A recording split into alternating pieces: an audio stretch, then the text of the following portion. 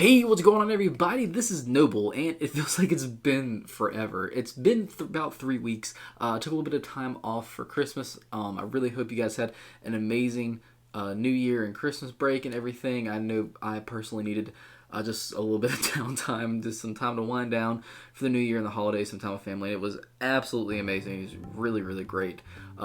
Really happy that the end of 2020 ended the way it did. It was really great, honestly. But yeah, guys, we're getting back into it. I actually planned to get back about, a week and a half ago, honestly.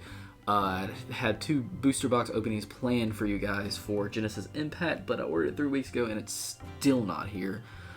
So, I messaged the seller, and the seller said that hopefully be sent out Monday. I was like, I really hope you mean delivered Monday, because if you mean sent out, you're not going to have some issues, buddy. So we'll see about that. So until then, still nothing on Genesis Impact. I'm sorry if you guys were wanting some of my reactions or some of the stuff that the Genesis Impact, I don't have any yet. I'm sorry, guys. But I will be getting on to the Drytron stuff pretty soon. I've been seeing a lot of deck profile requests from you guys. I'm going to get jumped on that and started on that this month. Starting this week, actually, I'm going to start getting the pieces together for a lot of those deck profiles. I do plan to do every single one of them. So yeah, I promise you it didn't fall on deaf ears. I just kind of had to take a step back for a little bit and just kind of wind down. But New Year, guys, are the year for this channel is in March. So we still have a month and 3/4 pretty much before that, but we surpassed 2K, which is absolutely amazing. I'm rambling. I hate long intros. It's just been a while. Let's get jumped right into this Witchcrafter deck profile. Okay, so for the big Witchcrafters, I'm playing 1 Madame Vera. So I see people play this at 1 and 2. I don't really ever see it played at 3, which I kind of get that. I kind of dabble between 1 and 2 myself personally. This is a really good card. For those of you who don't know what it does, it's basically the big boss monster for the Witchcrafters. You might be saying, big boss monsters, 1,000 attack. Just wait, young blood, because what this card does is during damage calculation, if your spellcaster monster battles an opponent's monster, quick effect, including this card, by the way, you can reveal any number of spells with different names from your hand, and if you do, your battling monster gains 1,000 attack and defense for each card revealed until the end of this turn.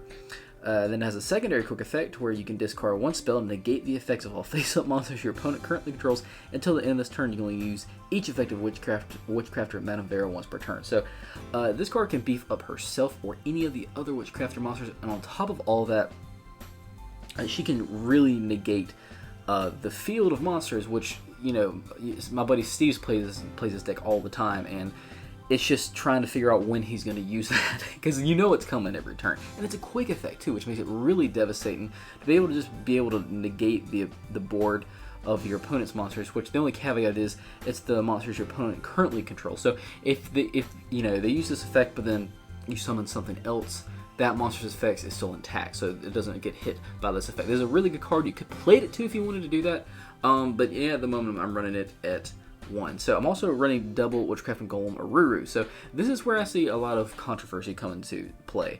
Golem Aruru is a really, really good card. It provides a lot of protection from targeting. So if you don't know what this card does, when your opponent activates a card or effect that targets a spellcaster monster or monsters you control, or targets it for an attack, quick effect, you can target 1 card your opponent controls or 1 Witchcrafter spell in your graveyard. Special summon this card from your hand, and if you do, return that targeted card to the hand. So you can only use this effect Witchcraft Golem Aruru once per turn, and then once per turn during your opponent's standby phase, return this card to the hand. So it doesn't stay permanently if you use this effect, but it's really cool because it's basically a double compulse, or it kind of searches something. So you can get this card onto the field if your opponent targets something. So if you're playing Witchcrafter, your opponent, if they're smart, they're going to be playing around. They're going to be always thinking that you have a Golem Aruru in your hand, trying to play around that, because if it targets anything, you're going to be able to get out this card, and then you can potentially get a resource from the graveyard back into your hand as well, which is awesome. And this card has a big body at 2,800 attack. Now, if you wanted to bump this down to 2, you could do that, that's fine. And then lastly, for the big Witchcrafters playing double Hane, I really love the new rarity of this card since the Mega 10. It's really, really cool. At first I was like, that's stupid, but I actually like it. It looks really good. That and Gallant Granite, too, the surprises. But anyway, Hane is awesome because it provides some disruption. So your opponent cannot target other spellcaster monsters you control with card effects. So it also provides protection as well, because they have to get through this card first. And then if your opponent was to target this, but you happen to have Golem Ruru in your hand, you can use that as well. So that's really cool. You can discard a spell, then target one face-up card your opponent controls and destroy it. You can only use this effect once per turn. So really, really simple. It provides protection, and it can pop something as a quick effect. And there's no caveat to what that card is. It's literally any card. It just has to be face up on the field. It's going to be a monster or a spell or a trap or anything like that.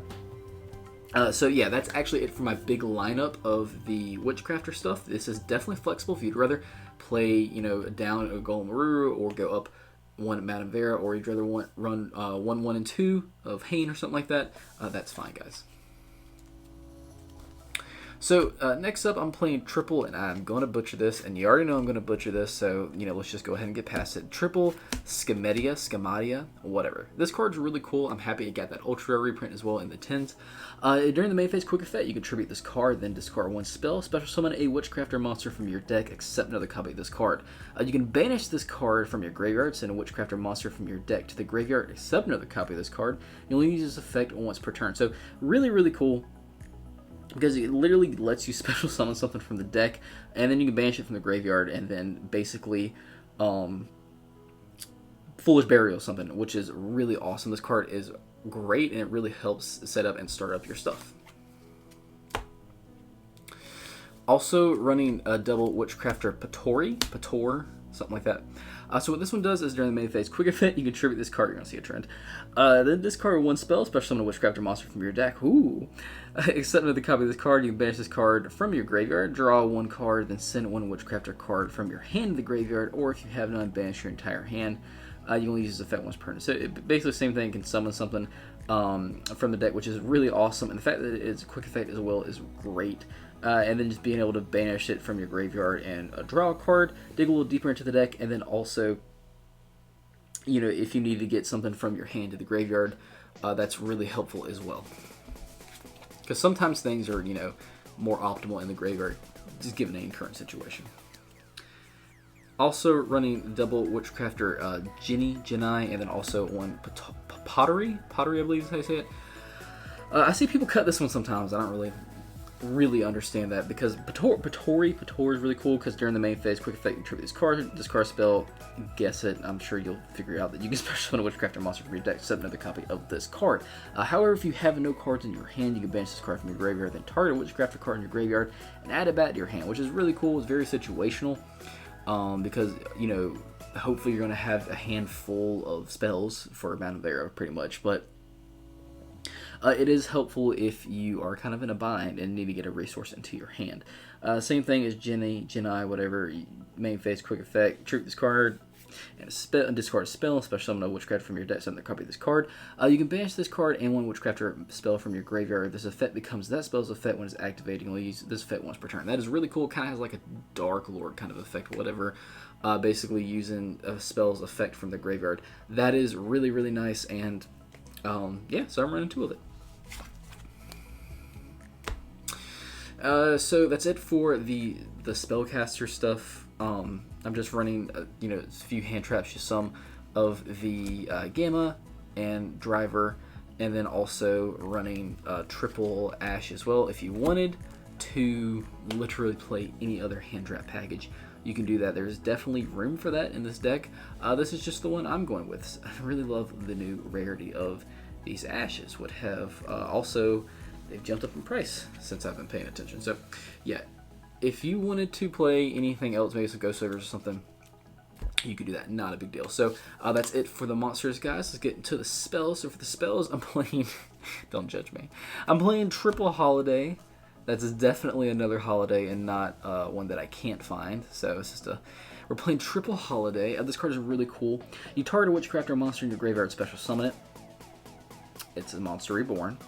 And then during the end phase, if you control the Witchcrafter monster while this card is in your graveyard, you can add this card to your hand. You only use one Witchcrafter Holiday effect per turn, and only once that turn. This is a really cool card. Cool enough that, I'm definitely getting a 3rd copy. Yeah, I have a 3rd copy somewhere. I have no idea where it is.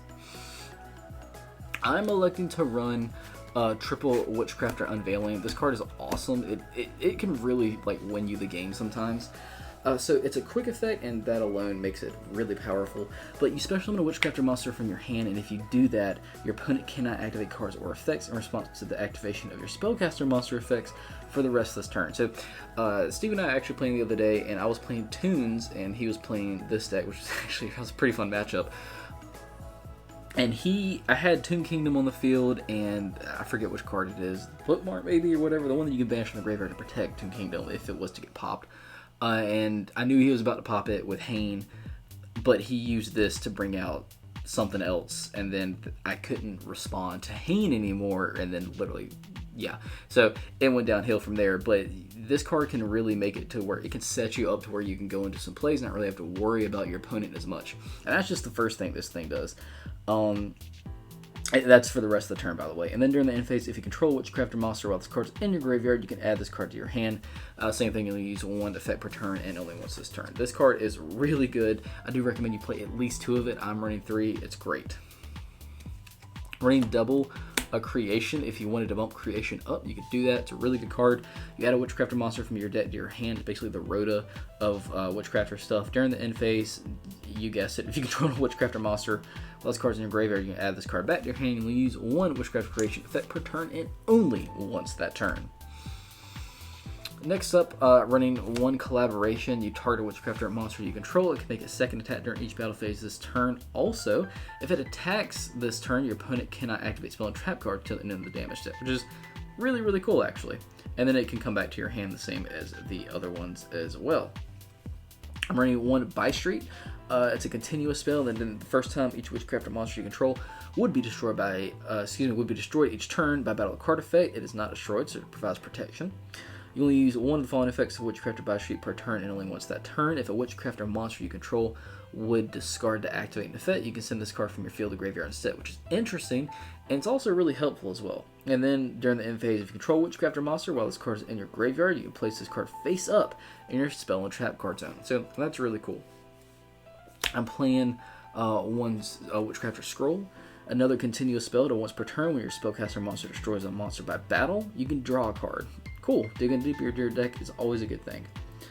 You only use one of the following effects of Scroll per turn, and only once that turn. If Witchcrafter monster you control would discard to activate an effect, guess what? You can send this card from your field to the graveyard instead.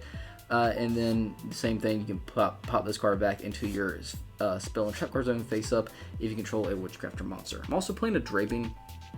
I did cut this one at one point, but I did bring it back because there was a few situational times where I was like, this one could be useful. It's kind of hit or miss a little bit. But Draping is a quick play spell to target spell and trap cards your opponent controls up to the number of Witchcrafter monsters you control, and then you compulse those you return those targeted cards to the hand. I say compulse all the time when I read that stuff, just out of habit. During the end phase, if you control a Witchcrafter monster and this card is in the graveyard, you can add it back to your hand. You only use one effect per turn only once that turn. So this card is really contingent upon the fact that your opponent is playing spells and traps, which some decks don't do that or rely on them enough to justify playing this card. But you might want to side it. This is a good card to have if your opponent is playing it as such deck. Okay, so that's it for like the Witchcrafter stuff. I'm also running triple Pot of Extravagance because this card does not at all rely on the extra deck, and this is just straight advantage for sure. You can definitely play things in the extra deck that are, worth going into for sure. Everything in this extra deck is worth going into pretty much. But it is also nice to have that, draw advantage and not hurt yourself or your combos at all. Next up, playing triple Foolish Burial Goods. I can't find my English versions. But this card's really good. Basically, what it does is Foolish Burial for spells and trap cards. If you don't know what the card does and you can't read it, you send a spell or trap card or spell or trap card from your deck to the graveyard. You can only use this effect once per turn. Well, that's literally what this does. I use this in my Dark Lord deck all the time. It is really good, and you want a lot of your spells in the graveyard, kind of like Sky Striker in this deck as well. And then lastly, I'm just running double Secret Village of the Spellcasters. This one, I hate this card with every fiber of my being, but daggone, this is a good card for Spellcasters. Can just completely shut your opponent up if they need to play spells. It's a field spell. If only you control a spellcaster monster, your opponent cannot activate spells. Just locks them out completely. If you control no spellcaster monsters, you cannot activate spells, which, you're going to. This is a Witchcrafter deck. It's not going to be an issue for you.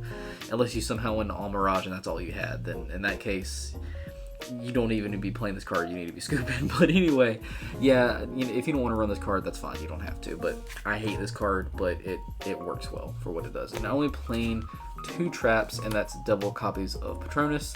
It's a continuous trap. You can target one of your spellcaster monsters that is banished or in your graveyard, shuffle it to the deck, and if you do that, you add a Witchcrafter spell from your deck to your hand. If this card is in your graveyard, except the turn it was sent there, you can banish this card, then target any number of your banished Witchcrafter spells with different names and add them to your hand. You'll use the one's Patronus. So it's really cool. It doesn't like shuffle into the deck and like draw a card or something like that. You add them back to your hand. So that is really nice. So that is it for the main deck, guys. Let's get into this extra deck, which is extremely flexible. Nothing too flashy in this extra deck. Playing triple copies of Almirage. This card is just really, really good. I basically see this played in every single Witchcrafter deck profile, and I completely understand it after testing it out a ton, because you'll go into this card a lot and it's just really helpful. Also running an Underclock Taker, an IP, Cerberus, a Phoenix, a Unicorn, not the collector rare ones. If you guys have those, that's cool. I do not. Also running a Boral Sword, an access code. Okay, this one might be a little bit flashy. Yeah, I apologize. Avramax, if you don't have access code, you can run an Apollosa, which is insane to say. That's a budget card now. It's like, what, like freaking $4 for the maximum gold one or whatever. So if you need to do that, that's totally fine.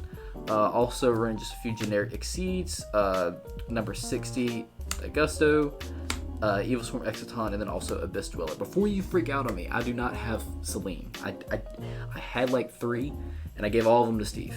So I don't own a Selene. I do know you should play Selene in this deck. Absolutely. I don't have one. So that's why I'm running more Exceeds. So I do recommend you run Selene if you have it, but I don't own a physical copy. So I wasn't gonna lie to you guys.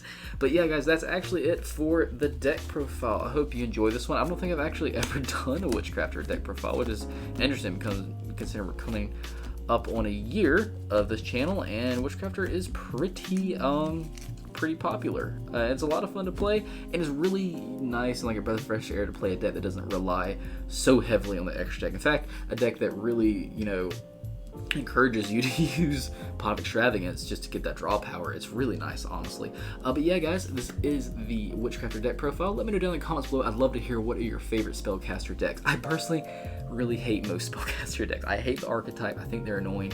But Witchcrafter is actually a lot of fun. I did see a lot of requests for Dark Magician. Yes, I am working on that. I promise you.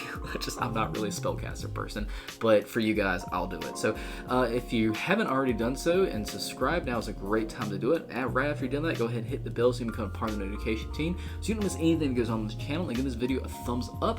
It shows that you like this video, like my content, makes me sleep greater at night, and then also allows my stuff to circulate around YouTube, which is very important for a small YouTuber like me.